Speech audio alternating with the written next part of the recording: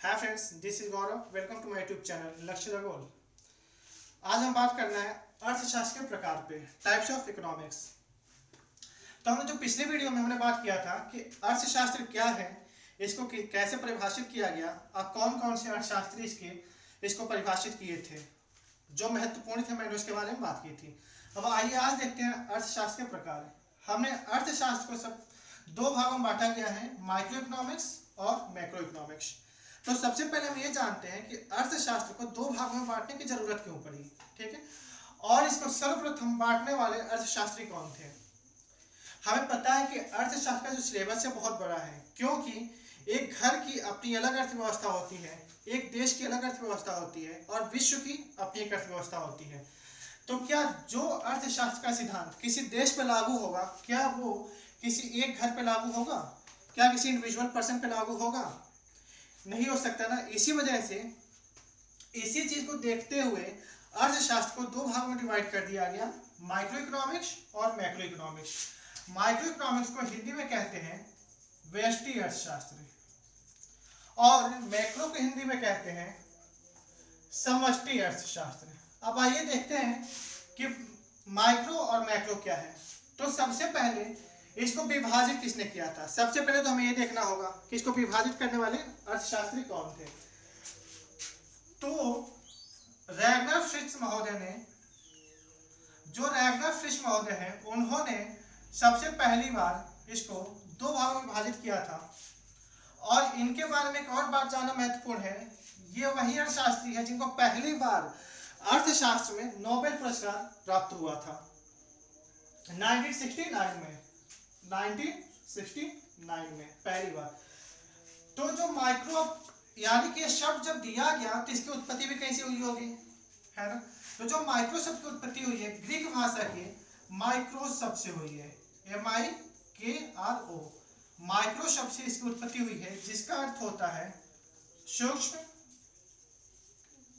Small, है ना। वही जो मैक्रो है, इसकी उत्पत्ति ग्रीक भाषा के मैक्रो से हुई है, जिसका अर्थ होता है व्यापक, लार्ज, व्यापक, लार्ज, है ना। यानी जब बात करते हैं पहले माइक्रो इकोनॉमिक्स के बारे में जानते हैं, फिर मैक्रो इकोनॉमिक्स के बारे में जानते हैं। माइक्रो इकोनॉमिक्स होता है सूक्ष्म, यानी कि किसी अर्थव्यवस्था के सूक्ष्म इकाइयों का अध्ययन करना क्या होता है? माइक्रो इकोनॉमिक्स होता है। अर्थात किसी भी अर्थव्यवस्था के सूक्ष्म इकाइयों का अध्ययन करना माइक्रो इकोनॉमिक्स होता है। जैसे किसी एक इंडिविजुअल पर्सन की हम बात करते हैं, किसी एक व्यक्तिगत आय की जब बात किया जाए तो वो क्या हो जाएगा? माइक्रो इकोनॉमिक्स हो जाएगा। अब हम इसको याद कैसे करें, पहले देखते हैं। तो अगर माइक्रो को हम ध्यान से देखें तो आज हम एक उदाहरण लेते हैं। जब एक शुरू में आपका फोन आया था, मोबाइल फोन आया था शुरू में, तो उसमें जो सिम लगते थे वे क्या होते? बड़े होते थे एक्सक्यूज मी। लेकिन जब वही आज एंड्रॉइड सेट आजकल आ गया है तो उसमें सिम क्या हो गए? छोटे हो गए, क्योंकि सिम को आकार छोटा हो गया। तो कहते हैं क्या? माइक्रो सिम लग रहा है, यानी क्या? छोटा सिम लगा रहा है। तो इससे हम याद कर सकते हैं आसानी से, माइक्रोमिक्स क्या होता है? सूक्ष्म, छोटा, यानी कि यहाँ पे अर्थव्यवस्था की छोटी इकाइयों का अध्ययन किया जाता है। अब बात करते हैं मैक्रो की, समष्टि अर्थशास्त्र। समष्टि क्या होता है? समग्र।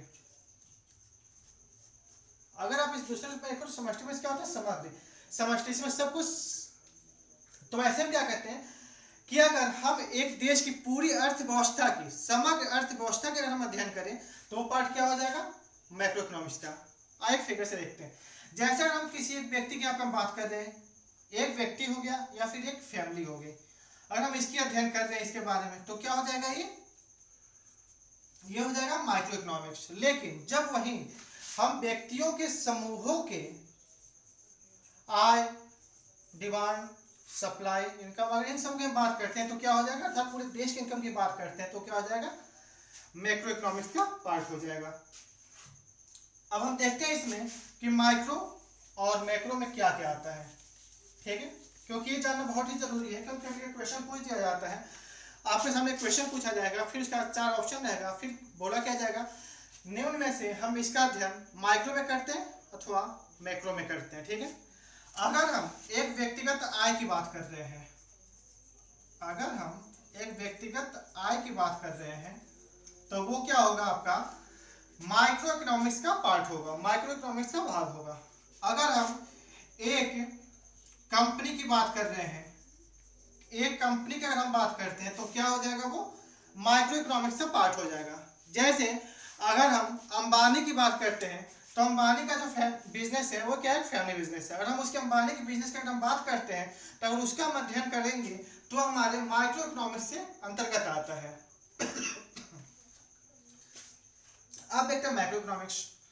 जो मैक्रो इकोनॉमिक्स होता है, हमने यहाँ पे बात किसकी की, व्यक्तिगत आय की, तो व्यक्तिगत आय की माइक्रो। लेकिन अगर हम पूरे राष्ट्रीय आय की बात करते हैं, यानी कि एक राष्ट्र की आय की बात करते हैं, नेशनल इनकम की बात करते हैं, तो वो क्या हो जाएगा, मैक्रो का पार्ट हो जाएगा। हमने बोला क्या, एक कंपनी की बात करते हैं, लेकिन जब देश के सभी कंपनियों की बात की जाए तो मैक्रो का पार्ट हो जाएगा। और इसके अंतर्गत क्या आता है,